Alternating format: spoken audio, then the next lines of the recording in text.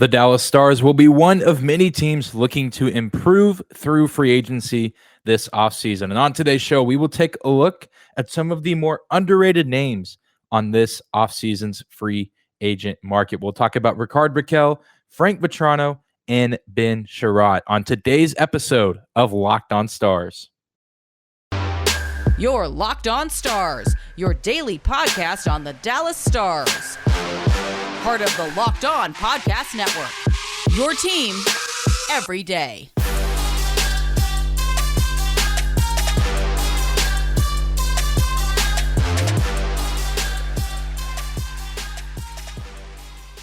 Howdy, Stars fans. Welcome back to the Locked On Stars podcast, the only daily podcast covering the Dallas Stars, part of the Locked On Podcast Network, your team every day. I'm your host, Dane Lewis, your local expert on all things Dallas Stars hockey, credentialed member of the Stars Media, coming to you on this Tuesday, June 14th. And whether this is your first time here or you are a recurring listener, thank you for stopping by today's episode and making Locked On Stars your first listen of the day. Be sure to hit that subscribe button on YouTube or the follow button on your favorite podcasting platform. Leave a 5-star review if you like what you hear. It just takes a couple seconds and helps the show tremendously. You can also find and follow me on Twitter at Dane_Lewis. You can also find our show as well at Locked On Stars. Be sure to give us a follow there if you do not do so already. And if you've been listening to Locked On Stars throughout the summer, you know that we've spent a lot of time talking about potential trade targets for the Stars, free agent targets, even guys at the prospect level that could be potentially making their NHL debut soon. And I want to shift our focus back to the free agent world. And we talked a lot about some of the big names on the market, guys that likely will not come to Dallas, but we like to fantasize and wonder, what if someone of a huge caliber could come in and potentially shift the Dallas Stars from a playoff contender to a conference finals or even Stanley Cup finals contender. But today I want to take a more realistic outlook at this free agent market that is offensively loaded and talk about two guys that are on the offensive side of the ice and one defenseman that I think could be underrated throughout this entire summer free agent process, if you will, across the NHL. They will be buried under some of the bigger names and more attractive names, if you will. But I think these guys could still make a big impact wherever they land. And that includes Dallas, which I don't expect Dallas to land all three of these guys. For all I know, they won't even get close to landing any of them. But I do think that all three of them could be good, beneficial additions for this team. And it's only a matter of time before we see where these players end up. Will they re-sign with their former teams, or will they look to come play somewhere else?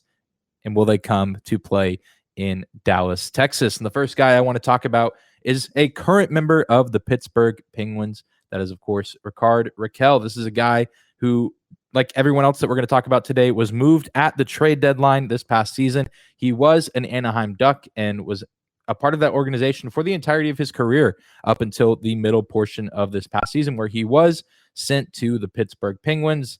And I'm not entirely sure if he will stick around to see another game in a Pens sweater. He only got to play 2 games this postseason due to a head injury that he suffered in their round 1 matchup against the New York Rangers. And this is a guy looking to potentially settle down here pretty soon and be in a city for an extended period of time. As I was reading up, doing some research on Rickard Rakell, found out that he and his new wife, they are expecting a child sometime soon. To my knowledge, the child has not been born yet, but they are getting very, very close. So they're getting very close to starting a new family. So it would make a ton of sense for Rakell and that entire family to look to be in one spot, because that would certainly make their lives a lot easier on the not hockey side of things. And while doing research for that, I did see some quotes from Rakell saying that he would be interested in staying in Pittsburgh. However, as much as he says that, and I'm sure that there is some genuine truth behind that, I don't know how likely that is with how many other free agents that the Pittsburgh Penguins will have to tend to this summer, like Letang and Malkin. Those are 2 other huge names on this market that obviously those guys are, synonymous with the Pittsburgh Penguins organization in the 21st century. Those are guys that, even though they're getting up there in age, it won't be easy to just let them walk away and go play somewhere else. So they might bring them back, as well as many other UFAs that are on the roster right now. So lots of moves coming for the Pittsburgh Penguins this summer. Who knows if Rakell will still be in black and yellow at the end of it, or if he will be allowed to walk and explore some different options. But this is a guy that is just meant to be that perfect second line winger. He can play either side of the line, and obviously that's why the Pittsburgh Penguins brought him in. He had 20 goals, 21 assists, 41 points in total throughout this entire season with both Anaheim and Pittsburgh. I mean, this is just a perfect guy that really could benefit any team offensively. I mean, he has at least 30 points in all but one season since the 2014-2015 campaign. He is just that guy that's going to go out and get that secondary scoring that you need, especially a team like the Dallas Stars. They could benefit greatly from a guy. I mean, if 30 points is all he puts up, I think that we can live with that as Stars fans, because that means he's being involved offensively, whether it's goal scoring or whether it's setting up his teammates with assist, whether it's Tyler Seguin at the center position, Denis Gurianov maybe at the other winger position. I think that the possibilities are endless for how good of a second line player that a guy like Rickard Rakell could be. And only 29 years old. I mean, this is a guy that still has quite a few years ahead of them in the NHL if he's able to stay healthy, but also still has plenty of years experience in the National Hockey League. He could provide some really nice veteran expertise, veteran experience, and that is key whenever you get into the tough grit and grind parts of the season as well as the playoffs. So I think it would just make a ton of sense for the Stars to go out and get him. His cap hit was only $3.8 million last season and probably won't be demanding or expecting too much more money than that, or much more money than that, however grammatically correct to say that. I mean, you look at a guy like Alexander Radulov, who for the Dallas Stars was making $6.25 million last season. I mean, if we can sign a guy like Rakell for half of that, I think that is a win for the Stars team, especially because I think Rakell will produce much more than Alexander Radulov did, just because he's younger and still has quite a few good days left ahead of them in his NHL career. And then even going back to the whole family situation, I mean, you look at a guy like Joe Pavelski, who came to Dallas and now is kind of living out the late days of his career in Dallas. I think he's a great example to look towards, a guy looking to settle down with a young family. Obviously, Joe still has a son who is a little bit older now, but still the young stages of a family life for the Pavelskis. And Joe, just from everything we've seen and heard from him, he and his family do love being in Dallas. Not saying that Dallas is better than Pittsburgh, although I do believe that, although I've never been to Pittsburgh, but I would have to imagine that Dallas, Texas, as great as it is and as great I think it is, would be a nice place to raise a family, especially as a professional athlete. I mean, this is a great market for professional sports, and Dallas, a relatively good place to live. Not perfect by any means, but I think could be an interesting aspect to consider when Rakell is potentially needing to make a decision if the Pens don't bring him back. And all of that said, outside of just the cities themselves, I do think that the Dallas Stars are in a better position than the Pittsburgh Penguins. I mean, just the Penguins are kind of at this stage where some of their stars are getting older, whether that's, Letang or Malkin or Crosby, guys that could be departing or retiring, and their prospect pool isn't that great. I think a lot of lists have the Pittsburgh Penguins prospect system ranked in the bottom half, or 30, 31st, 32nd in the NHL. So this is a team in Pittsburgh that could very soon be experiencing some bad years where maybe they're not full on tanking, but they're not making the playoffs. And if they are making the playoffs, they aren't going very deep. Whereas I think Dallas has the potential to be a team that could be making the playoffs for the next several seasons. And if they play their cards right, could be making deep runs year in and year out. So if I'm Rickard Rakell, I would prefer a situation like that. In a warmer city, you do have to take that into account as well. Pittsburgh up in the north does get quite a bit colder. Dallas, a little bit easier of a city to live in those colder months. But all of that said, I think it would make sense for Rickard Rakell to come to Dallas to play for the Stars. It's just a matter of if the Pittsburgh Penguins look to extend him or if they will let him walk.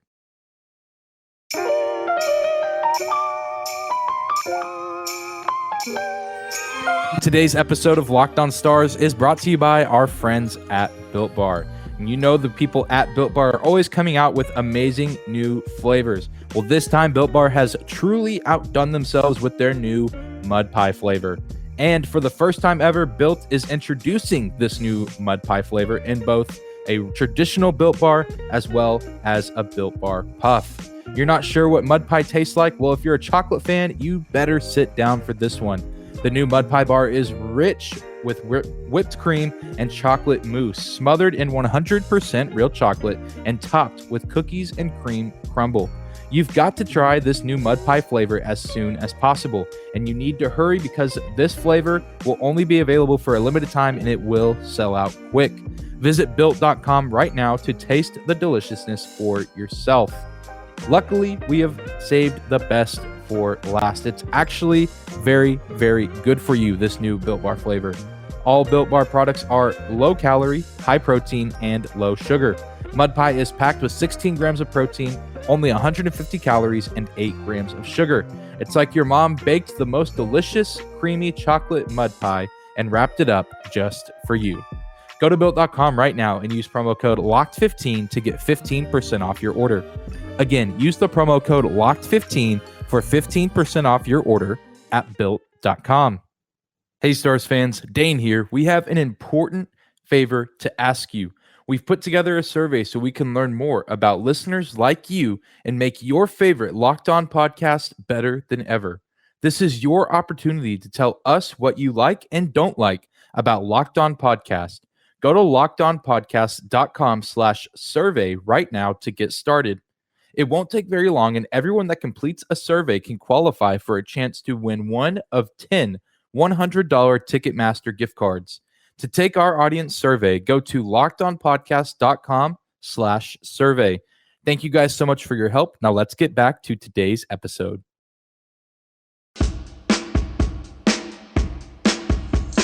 Welcome back into this Tuesday episode of Locked On Stars. This is your host, Dane Lewis here. Thank you again for making Locked On Stars your first listen every single day. We are continuing to talk about underrated free agent prospects that the Dallas Stars could pursue this offseason. We talked about Rickard Rakell of the Pittsburgh Penguins, and now we are shifting our attention to another team in the Metro Division, a team that was recently eliminated from the Stanley Cup playoffs, and talking about Frank Vatrano, a guy that almost was the hero of Game 6 in the Eastern Conference Finals. He scored that game-tying goal before the Tampa Bay Lightning came and took the lead, 19 seconds later? But nonetheless, still a great playoffs for Frank Vatrano, who was a part of the Florida Panthers at the start of this season and then was traded to the New York Rangers, where he had 5 goals, 8 assists, 13 points in total throughout this most recent playoff runs for the New York Rangers. And this is another guy that is in the middle of his career and isn't making too much money that I think could be a great fit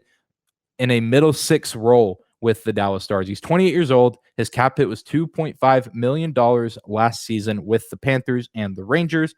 And he's a guy that can do a little bit of everything. He's never been 100% known as a defensive stopper, but Vatrano has been slowly getting better at that over recent seasons, including this most recent stint in the postseason with the Rangers. If you go back and look at some of the plays he made, he obviously did score a handful of goals in the postseason and a few against the Tampa Bay Lightning. But what really stuck out to me when watching Vatrano was his defense. And, a lot of it wasn't these dazzling plays or these really crazy highlight reel type plays. It was the small things. It was breaking up plays from the opposition. It was poking a puck away at a crucial moment in an offensive sequence for the Tampa Bay Lightning or any other team that they played in the playoffs. This is a guy that is continuing to expand his 200-foot game, which I think is absolutely vital for a player like him. He's a little bit smaller. He's only 5'11", and he's just under 200 pounds, but still a really nice, solid offensive player who I think could be a great complement to Roope Hintz on the second line. And what I mean by that is you have Roope on that top line for the Dallas Stars playing really solid offense, but also being a pretty nice defender with his speed and size. And then you have a guy like Vatrano on the second line who is just kind of a light version of what Roope Hintz could be, a pretty decent, solid scorer, and a guy who is continuing to expand his defensive prowess, which I think would complement a guy like Tyler Seguin and potentially Denis Gurianov quite nicely. Or even if you move a guy like Vatrano to the third line, or maybe he gets some minutes with a guy like Vlad Nemestikov, I think that could look really intriguing as well. Like I said, he can score with excellence. Never really been a hogging the spotlight kind of player, Vatrano. Always kind of been flying under the radar, even going back to his days in Florida and even Boston, where he spent the early days of his career. Never been a massive point scorer. Never scored over 40 points. The closest he got was in the 18-19 season with the Panthers, where he had 24 goals, 15 assists, 39 points in total. So I think that he could be an excellent complement to this current Stars roster and that he could fit the bill pretty well because he's a guy that could come in and be one of those under the radar signings like a Michael Raffl or Luke Glendening, guys that didn't really demand the spotlight in their former teams or in their former cities, but still made a great impact on the Dallas Stars and never really got too much attention here in Dallas either. I think he could be another one of those really solid pickups that could benefit this team immensely. And I'm really excited to see where a guy like Vatrano goes because I still think he has a ton of good days ahead of him. The only caution that I would extend to other Stars fans or people hopeful that Vatrano could come play for the Stars is that some of his numbers this past season, especially with his time in New York, might be a little inflated because he was playing beside Chris Kreider and Mika Zibanejad, which are two of the better offensive talents of this past season, especially Kreider, who was in the 50-goal club, one of the best goal scorers that we saw this past season. And Zibanejad had a really nice season himself. Don't know if a guy like Vatrano would be playing alongside guys as talented as Kreider or Zibanejad. So that's something to keep in mind, but I don't think would totally hinder him because, like I said, he had some nice seasons in Florida and Boston even before coming to New York. So doesn't really bother me too much. I still think that he could provide great assets to the Stars roster and definitely a guy keeping an eye on as free agency gets rolling in the middle of the summer and especially around draft time as well. I think he could go under the radar wherever he goes, but I truly hope that we can see him in Victory Green for something under $3.5 million. Not sure how likely that is, but that is the ideal situation for me if the Stars look to pursue a guy like Vatrano this summer.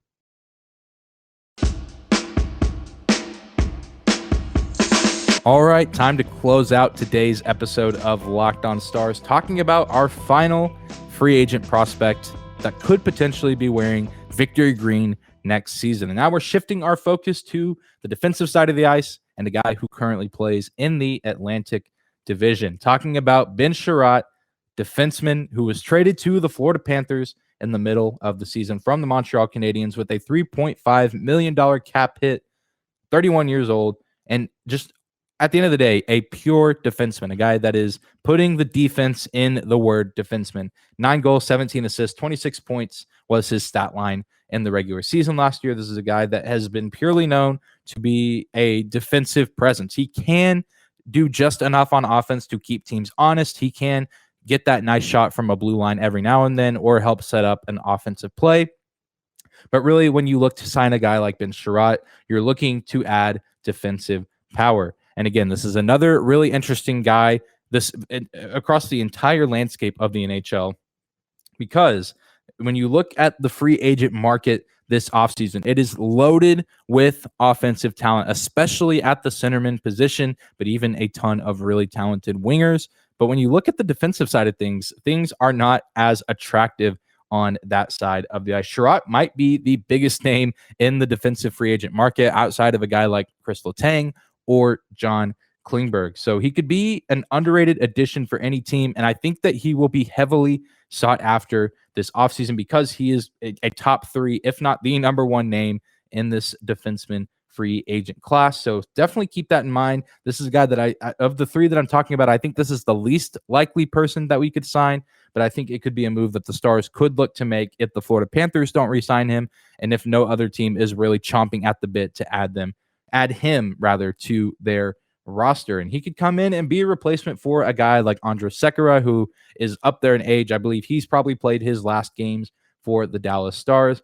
Obviously, he would be getting a lot more minutes than Sekera did this past season, as, like I said, Chiarot is only in his early 30s, and he could complement a more offensive-minded defenseman on the roster. I don't know if he would play a lot of minutes alongside Miro Heiskanen unless Heiskanen took that next step offensively, but I think he could provide a great big body presence for the Stars, which they still need because they need to still uphold that strong defensive culture that they've had over the past few seasons.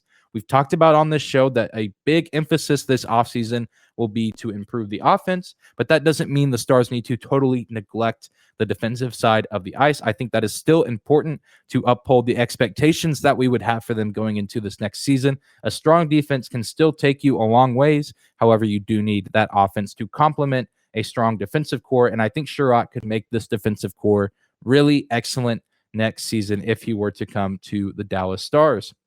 Because at the end of the day, Miro Heiskanen is a great defenseman. I think he is going to be a top 5 D-man in the league for years to come.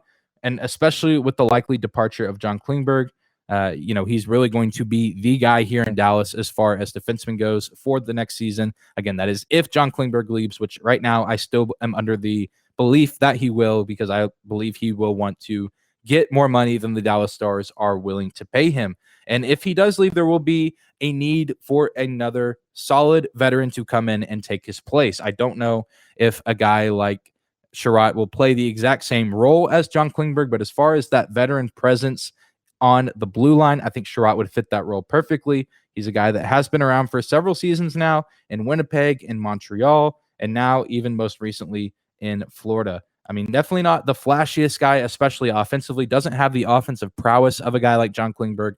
But again, he does have that really big frame, and he could cause a lot of problems for teams defensively. I mean, 6'3", 234 pounds. That is not a body size that you come across very often in today's NHL. And I think he could provide immense value for the Stars and make life incredibly difficult on offense for teams offensively across the league. And I think he could complement guys like Yanni Hakanpää really well, help elevate the game of Ryan Suter, and even be a nice mentor to guys like Thomas Harley. And also, we don't know what's going to happen with Joel Hanley this offseason. I mean, he does, I believe, still have one more year left on his deal. Yeah, 31 years old, making $750,000 next season. The Stars could look to, buy him out or get rid of him somehow. I don't really know what the future looks like for Joel Hanley. And this decor in general, the future looks a little bit odd, just with what prospects could be coming up. And so it could be difficult to get Chiarot on this team. However, I do think that he could be that nice, solid veteran presence that could set the tone for the Stars defensively. And you might could say, oh, Ryan Suter could do that. No, he can't. With all due respect to Ryan Suter as a person, don't think that he is quite what the Stars need as far as a guy that sets that defensive tone, because I think Ryan Suter was too often a liability on defense for the Stars this past season. I think Chiarot focusing more on defense could help be that backbone that we would really need to see for the Stars this coming season. Again, this is a guy of the 3 that we talked about today that I don't know if it'll happen. I can't imagine it'll happen. I think he likely ends up going somewhere else because, again, he will be one of the bigger names on the market for free agents, especially as far as defensemen. But I still think he's an underrated name across the entire market because, again, it's so top-heavy loaded with offensive talent. You also even have guys like PK Subban on the defensive side who could also take up some space as well. But that's going to do it for today's episode of Locked On Stars. Thank you again for stopping in and making us your first listen of the day. For your second listen of the day, check out the Locked On NHL podcast. They are covering the Stanley Cup Finals like nobody else, with daily episodes Monday through Friday. You can find that show free and available wherever you get your podcast at. Just like the Locked On Stars podcast, be sure to like, follow, subscribe to our show on YouTube, your favorite podcasting platform. Leave a comment, a rating, or a review if you like what you hear. You can also find and follow me on Twitter at Dane_Lewis and our show as well at Locked On Stars. Thank you guys so much again for tuning into the show.